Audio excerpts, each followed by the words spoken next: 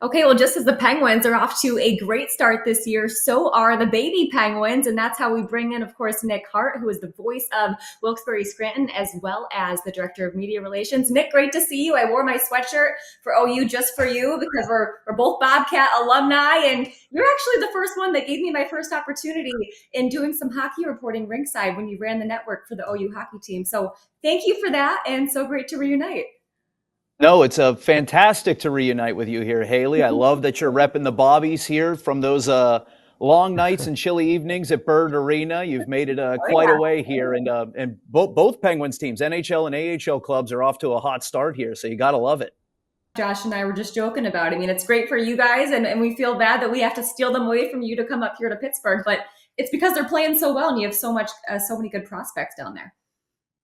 Yeah, hey, that's the name of the game, right? Everybody that's down here in Wilkes-Barre Scranton, as excited as they are to win, as excited as they are to pack Mohegan Arena at Casey and give these passionate fans a good show, guess what? They all want to be in the National Hockey League. So whenever we see guys get called up to the NHL, it's always because they worked their tails off here and they got a deserved opportunity. And most recently, those two names are Ville Koivunen and Owen Pickering, who have been dominating throughout their games here with Wilkes-Barre Scranton to start this season. We also wanted to ask you about Sergei Murashov. I mean, the start to the season he's had, of course, last season he was great as well. Just how impressed have you been by him? I know some fans were a little bit disappointed that he didn't start the year in Pittsburgh, but also would love to hear more stories if you have them about just the funny and unique personality that he has. I know that he brings his buddy Olaf with him everywhere. Yeah, everybody loves his little buddy Olaf, his traveling buddy who makes it onto his Instagram stories and gets stitched onto the inside of his goalie pads. The numbers with Sergei are out of this world. His record is absolutely ludicrous in terms of wins and losses since coming up here to the American Hockey League. But what's so much more impressive about Sergei is the more time you spend with him, the more impressed you are with his general demeanor, his approach to the game, how he talks about, I don't get confidence from my results. I don't get confidence from winning 8, 9, 10 games in a row. I get confidence from my process. I know if I'm doing things right in practice, I'm going to go into the game confident regardless of whether or not I won the last game or gave up a bad goal. It's a very mature mindset for a young man who is 21 years old. The way he talks about life and why he wanted to go hike in the Smoky Mountains in Tennessee this summer whenever he was traveling over here to the U.S. He just has this incredible perspective for someone who is so young that the more you talk to him, you're like, this guy is built different than most other athletes his age, let alone young men who are 21 years old. He's so competitive. He gets lasered in on game day, and he truly embraces what it means to play that position. I remember there was a game last year. He had just gotten calling up from Wheeling. Penguins were playing the second game of a back-to-back, traveled from road to home the next night. A little bit of a slow start for Wilkes-Barre Scranton. They gave up 14 shots in the first 14 minutes of the game. Sergei ends up allowing 1 goal on those 14 shots, but the Penguins end up coming back, getting a 2-1 victory. After the game, Sergei was asked, hey, do you like kind of jumping into the fire that way, being thrown into the fire with 14 shots in your first 14 minutes of your first AHL game in 2 months or so? And Sergei paused for a moment, looked down, looked back up at the reporter and said, it is my job to be in the fire. And I was like, oh my goodness. If T-shirt were on this call right now, he'd be freaking out. He'd be like, that's awesome. Yeah, he's not saying it for a social media post or a hashtag. That's his approach to playing the position. So I understand why people are so excited in Pittsburgh to see what Sergei can do for the Penguins organization moving forward. I will preach a little bit of patience because I will go back and cite his age, 21 years old, as special as I talk about him being, and I truly do believe that. How many 21-year-old goalies can you name in the NHL right now? Not many. I need to look that up. How many 21-year-old goalies can you remember of the past several seasons who came out of the box and were winning 66, 2/3% of their games? Yeah, none. Not many. There's probably a little bit of a struggle. Goalies take a little bit longer to develop, and the fact that Sergei is at this point in his development right now should make you very excited for the future, but you don't necessarily need to get all J.G. Wentworth with Sergei Murashov right now. It's my goalie, and I want it now. let this cake bake in the oven a little bit because it will be so sweet when it comes out done. I didn't have a J.G. Wentworth reference on my bingo card today, but that was awesome. What Scratch an that one off. addicting commercial. Yeah, no, scratch that one off. We talked about Murashov. I know Hailey and I were also curious about some of these other young kids. And I will say this, Nikki, like we got to see Tristan Broz in camp this year. All we did was the last couple of years basically is hear about him, listen to your calls, listen to the highlights. And every time he seems to be in a situation, he produces. Avery Hayes, in my mind, was like the great white horse that nobody had really seen compete with NHLers, but everywhere else he played in the Pittsburgh organization, everyone who saw him was like, this guy is special. And I think we came away from training camp being like, yeah, both these kids are legit. So I'm just curious. I mean, their starts to the year have been big, obviously playing a big role in this Penguins start down there in AHL action. But with those two, you talked about Murashov. How do you kind of forecast where these kids are headed? I mean, two different types of routes to where they're at, obviously, but no question, their performances can't be denied. No, absolutely not. You can't deny what they've done here so far and what's been very early in their professional careers. But furthermore, what they've done in big moments, when the game is on the line, when you need someone to make a play. Sometimes it's 26 in black and gold. Sometimes it's 85 in black and gold. Sometimes it's two of them making the play together. But Tristan Broz and Avery Hayes are guys who have ice water in their veins. They're made for the big moments. Tristan proved that when he was in college, scoring a pair of overtime winners for Denver in the NCAA national tournament en route to winning the title. Avery Hayes has proved that with some of the stunning and I'll call it ballsy moves that he's tried in moments where the game could go the other way, and he always pulls them off.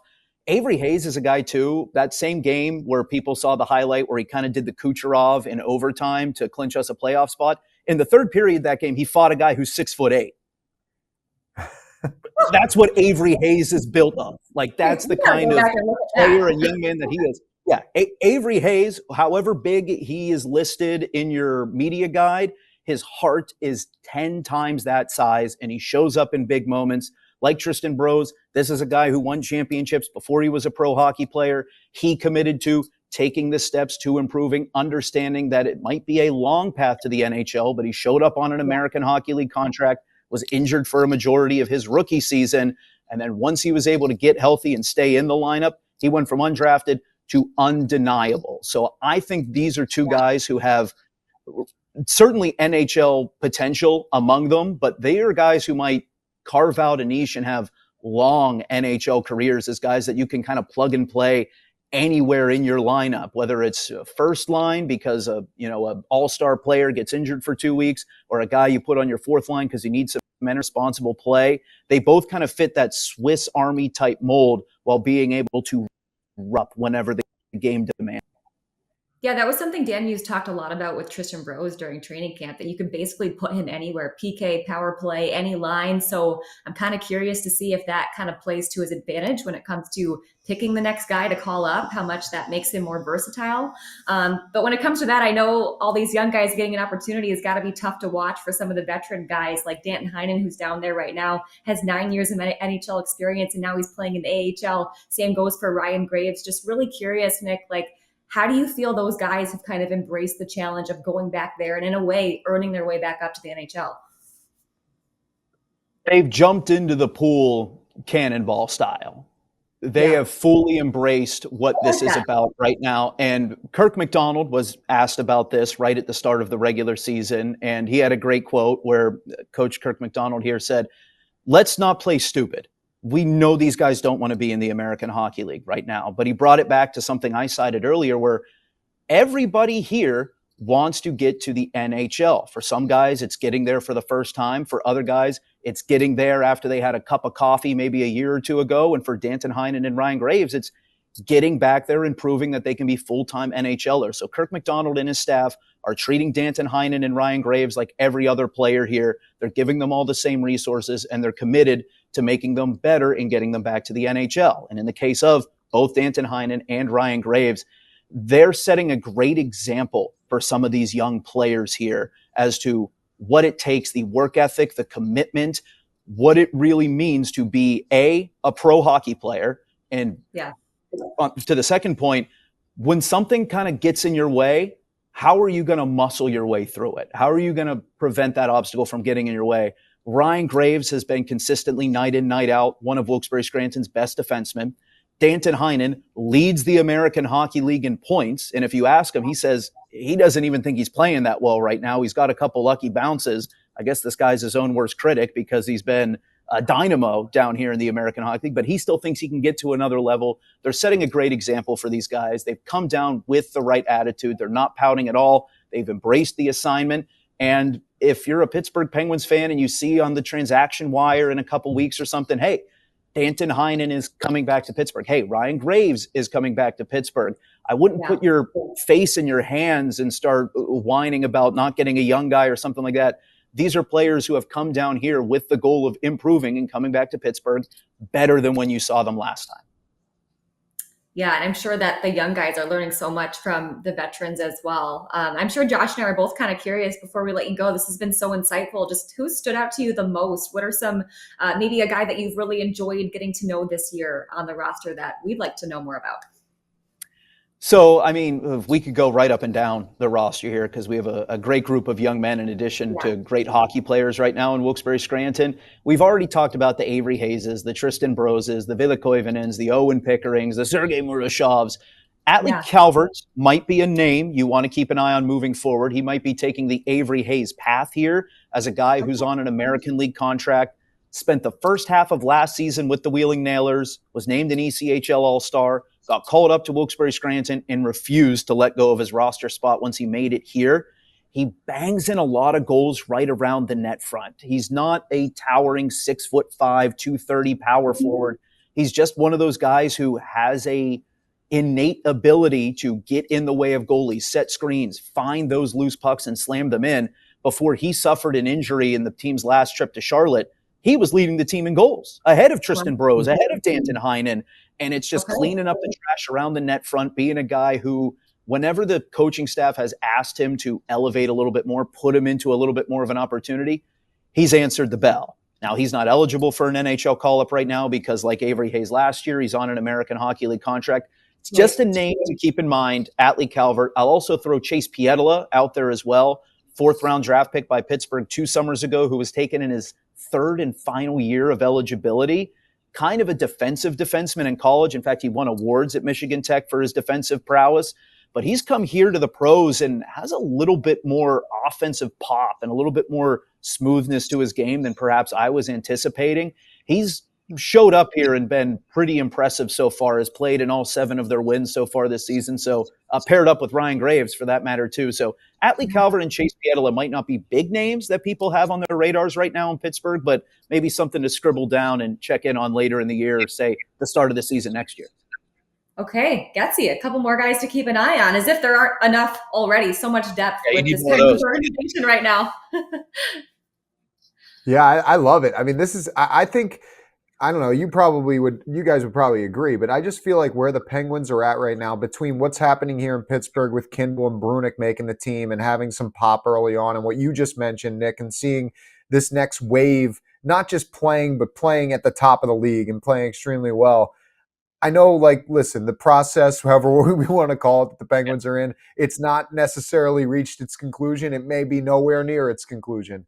But man, has it been a turn of events as far as just the overall enthusiasm, I think, with what is here and what is coming compared to 2 or 3 years ago. It's been fun to watch. Yeah. Yeah, it's been really fun to be a part of down here, too, where we kind of get an opportunity to see these players before you guys get a little bit of an elevated version of that product in Pittsburgh. And I know before I cautioned fans, I preached a little bit of patience, specifically when it came to Sergei Murashov. But in general, with these players, I do not want to caution against excitement or enthusiasm. It is okay to get your hopes up every now and then. You should be excited about these players and not only what they're doing today, but what they could be doing in the Steel City in the future. Oh, Lord Stanley, Lord